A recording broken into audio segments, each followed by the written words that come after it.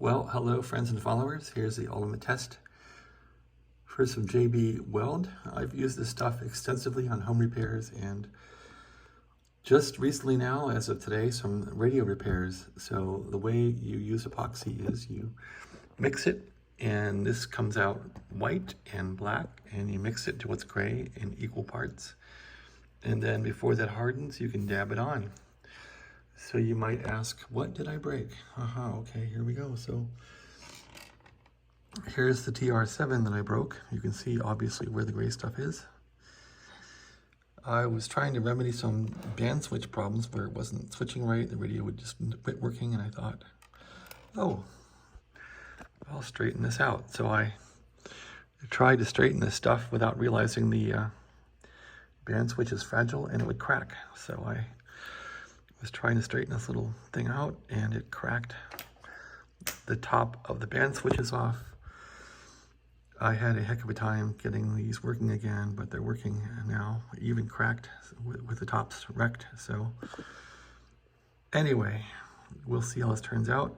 I just put this stuff on 10 minutes ago. We'll let it harden, and I bet it's back to good. So that's my tale of woe on the Drake T4X that I worked so hard to put new finals in and fix it. It was intermittent, and anyway, you want to be careful with these band switches. They're fragile. There's the capacitors and the tube sockets for the octal 8032 tubes I put in this guy, or gal, or whatever this thing is, and I don't know. I thought about buying new wafers for it. I thought about buying a scrap radio and replacing the wafers, and I thought, just do the JB Weld first and see how it turns out.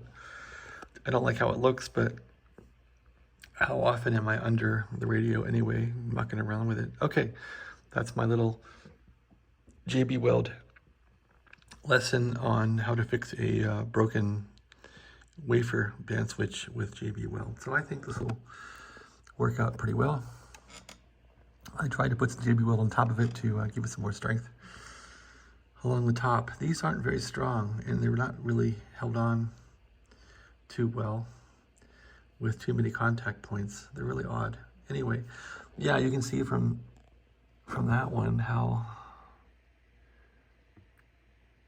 they would crack pretty easily. You see the little squares here, so they have it pretty much cracked through that little square, and there's a point coming up here where they have the contact. So these are really not attached that well. They're pretty fragile. They don't like any torque at all if they're misaligned. So that's what happened here.